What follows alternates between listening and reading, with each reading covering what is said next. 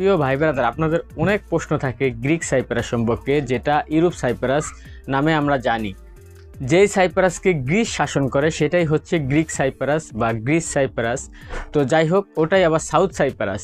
তো আজকে আপনাদেরকে কিছু কিছু প্রশ্নের উত্তরগুলো জানাবো। সেটি হচ্ছে কি যে গ্রিক সাইপ্রাস যাওয়ার ক্ষেত্রে ম্যান পাওয়ার হয় কি না, গ্রিক সাইপ্রাসকে বাংলাদেশ থেকে ডিরেক্ট ফ্লাইট হয় কি না, গ্রিক সাইপ্রাস যেতে কত টাকা লাগে, গ্রিক সাইপ্রাস যেতে কতদিন সময় লাগে, এই সকল গুরুত্বপূর্ণ যে প্রশ্নগুলো রয়েছে সেই সম্পর্কে আমি আপনাদের মাঝে কিছু বিস্তারিত তথ্য তুলে ধরবো। অবশ্যই সম্পূর্ণ ভিডিওটি মনোযোগ সহকারে দেখবেন। আসসালামু আলাইকুম, আমি মোহাম্মদ মেহেদি হাসান। যে যেখান থেকে আমার ভিডিওটি দেখছেন সবাইকে ব্যাপারী মেহেদি অফিসিয়াল চ্যানেলে স্বাগতম। তো ভাই ব্রাদার, প্রথমে আপনাদেরকে যে বিষয়টি জানাতে চাই সেটি হচ্ছে কি যে বাংলাদেশ থেকে আপনি অবশ্যই গ্রিক সাইপ্রাসের ওয়ার্ক পারমিট ভিসাতে যেতে পারবেন। সেই ক্ষেত্রে আপনাকে ওয়ার্ক পারমিট ভিসাতে যেতে হলে অবশ্যই ম্যান পাওয়ার বাধ্যতামূলক। প্রত্যেকটা প্রবাসগামী কর্মীকেই ওয়ার্ক পারমিট ভিসাতে বিদেশে গমনের ক্ষেত্রে ম্যান পাওয়ার করা বাধ্যতামূলক। তো সেই ক্ষেত্রে আপনি যে ম্যান পাওয়ার হবে কিনা একটা সন্দেহের ভিতরে রয়েছেন, সেটা আপনার আশা করি সন্দেহ থাকা আমি দূর করে দেব। কারণ গ্রিক সাইপ্রাসের কিন্তু ম্যান পাওয়ার হবে। তুর্কি সাইপ্রাস যেটা নর্থ সাইপ্রাস, সেই বিষয়টা একটু ঝামেলা আছে, সেটা ম্যান পাওয়ার হয় না। কারণ বাংলাদেশ থেকে সেখানে কর্মী যাওয়ার কোনো নির্দেশনা নেই, চুক্তি নেই।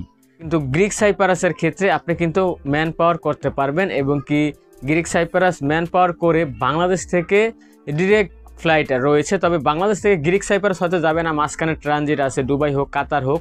কিন্তু আপনি বাংলাদেশ থেকে আসে না হুবুজুবু, যেরকম তুর্কি সাইপ্রাস যাওয়ার ক্ষেত্রে ওই বাহরাইন হোক, এই দেশ সেই দেশ, 3-4টা দেশে গুন্না থাকতে হয়। তারপরে ভিসা, আবার সাইপ্রাসের ভিসা হাতে নিয়ে তারপর ফ্লাইট করতে হয়। এরকম ব্যাপারটা কিন্তু গ্রিক সাইপ্রাসের ক্ষেত্রে নয়। আর গ্রিক সাইপ্রাসের ক্ষেত্রে বিষয়টা হয় কি যে এটা আপনি লিগেলি বাংলাদেশ থেকে ম্যান পাওয়ার করে ফ্লাইট হবে। সেই ক্ষেত্রে আপনি অনায়াসে আপনি বৈধভাবে সুন্দরভাবে যেতে পারবেন। আর যে বিষয়টা গ্রিক সাইপ্রাস যেতে কতদিন সময় লাগে, বা গ্রিক সাইপ্রাস যেহেতু একটি ইউরোপীয় অঞ্চল, হ্যাঁ, এটা যেহেতু গ্রিস সাইপ্রাসকে শাসন করে, গ্রিস যে রাষ্ট্রটা রয়েছে ইউরোপের সেনজেন কান্ট্রি গ্রিস। কারণ আমরা কিছুদিন যাবৎ শুনতেছি যে, কিছুদিন যাবৎ বলতে অনেকদিন যাবতই শুনে আছি যে গ্রিক সাইপ্রাস নাকি সেনজেন হবে। সেটা আদৌ হয় কিনা সেটা শিওরভাবে কিছু বলা যায় না। তবে তারা সেনজেন হওয়ার জন্য আবেদন করেছে এবং সেনজেন হওয়ার পথেই রয়েছে। এখন সেনজেন হয় কিনা সেটা ইউরোপীয় ইউনিয়ন জানে। তবে আরেকটি যে প্রশ্ন সেটা হচ্ছে যে গ্রিক সাইপ্রাস যেতে কতদিন সময় লাগে। গ্রিক সাইপ্রাস যেতে আপনার সময় লাগবে 6 মাসের মতো। 6 মাস, সর্বোচ্চ 8 মাস আমি ধরে রাখলাম। কিন্তু কেউ যদি বলে 1-2 মাসের ভিতরে চলে যাবেন গ্রিক সাইপ্রাস, সেটা কখনো হয় না। সেটা তুর্কি সাইপ্রাসের ক্ষেত্রে হয়, কিন্তু গ্রিক সাইপ্রাসের ক্ষেত্রে হয় না, যেহেতু এটা ইউরোপীয় একটি এরিয়া। তো এই ক্ষেত্রে আপনাকে সময় সর্বনিম্ন 6 মাস, তো 5 মাস 4 মাস অনেক সময় হয়ে যায়, অনেকের 3-4 মাসে ফ্লাইট হয়ে যায়, কিন্তু এর কমে কখনো যাওয়া যায় না কম সময়ে। ঠিক আছে। আর আরেকটা বিষয় হচ্ছে কি যে আপনার তুর্কি সাইপ্রাসের বিষয়টা আর গ্রিক সাইপ্রাসের ব্যাপারটা আরেকটা আলাদা রয়েছে, যেটা হচ্ছে কি আপনার কিন্তু বলে ইন্টারভিউ। ঠিক আছে, আপনার কিন্তু ইন্টারভিউ হবে। ঠিক আছে, সেটা অনলাইনের মাধ্যমে গ্রিক সাইপ্রাস থেকে কোম্পানি আপনার ইন্টারভিউ নিবে।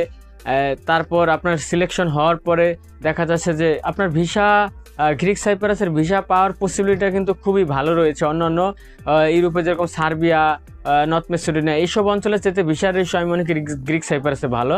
তবে গ্রিক সাইপ্রাস যাওয়ার ক্ষেত্রে বর্তমানে এজেন্সিরা যেই ধরনের রেটটা নিতেছে, এটা হচ্ছে ভাই, যেরকম আপনি সার্বিয়া, নর্থ মেসিডোনিয়া যাওয়ার যে খরচটা, আমি আসলে এগুলা ভিডিওতে ডিরেক্টলি বলতে চাই না। যেই খরচটা পড়ে আর কি সার্বিয়া, নর্থ মেসিডোনিয়া যাওয়ার ক্ষেত্রে, তার চাইতেও কিছু বেশি টাকা গ্রিক সাইপ্রাস যাওয়ার ক্ষেত্রে লাগবে।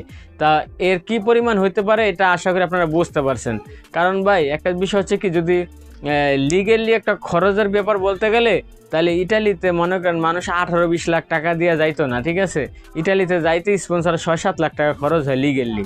তো সেই টাকাটা যা ধাপে ধাপে পৌঁছাতে 17-18 লাখে যা পৌঁছা যায় ইটালির ক্ষেত্রে, যদি আপনার মারপেটের বাইও নেয় তবু এরকম খরচ পড়ে যায় স্পন্সর আর ভিসাতে যাইতে গেলে। ঠিক আছে, কেন পরে আপনার ভাই তো মাথা মোটা, সে তো আর আপনাকে নিতে পারবে না, আপনার আবেদন কিছু করতে পারবে না। সে অবশ্যই ওখানে একজন উকিল ধরবে, একজন দালাল ধরবে, বা বাংলাদেশে একটা দালাল ইটালিতে আছে তারে ধরবো, সে আবার উকিল ধরবো। ওই ধাপ বাই ধাপ, হাত বাই হাত টাকার পরিমাণ বাড়তে থাকে। ঠিক আছে, আশা করি আমি কি বলছি বুঝতে পারছেন। তো বিষয়টা এরকমই। তো গ্রিক সাইপ্রাস গেলে অবশ্যই আপনার ভবিষ্যৎ ভালো হবে, এটা আমি বলতে পারি। তবে সেনজেন হয় কিনা সেটা আমি শিওরভাবে বলতে পারতেছি না, সিউরিটি দিতে পারতেছি না, কারণ আমি তার ওই দেশের গভর্নমেন্ট না, বা ওই দেশের গভর্নমেন্ট আমার খালতো ভাই না। কিন্তু আপনার এটা আশা করতে পারেন যে গ্রিক সাইপ্রাস ভবিষ্যতে আপনি লাভবান হবেন। অবশ্যই গ্রিক সাইপ্রাসের বেতন ভালো, ফ্যাসিলিটি সম্পূর্ণ ইউরোপের মতো। ইউরোপীয় অঞ্চল অর্ধেক গ্রিস শাসন করে, আর অর্ধেক হচ্ছে তুর্কি শাসন করে। যেটা তুর্কি সাইপ্রাস সেটা যে তুরস্ক যেই দেশ এরদোয়ানের, তারা শাসন করে। তো আশা করি এই প্রশ্নগুলোর উত্তর আপনারা পেয়েছেন গ্রিক সাইপ্রাস সম্পর্কে। তবুও যদি আরও কিছু প্রশ্ন থাকে আমার কমেন্ট বক্সে কমেন্টস করবেন, আমি উত্তর দেবো। আরও কিছু জানা থাকলে ফেসবুকে মেসেজ করবেন, আমি আপনাদেরকে অবশ্যই রিপ্লাই দিয়ে গ্রিক সাইপ্রাসের বিভিন্ন তথ্যগুলো ইনশাআল্লাহ আপনাদেরকে দিব।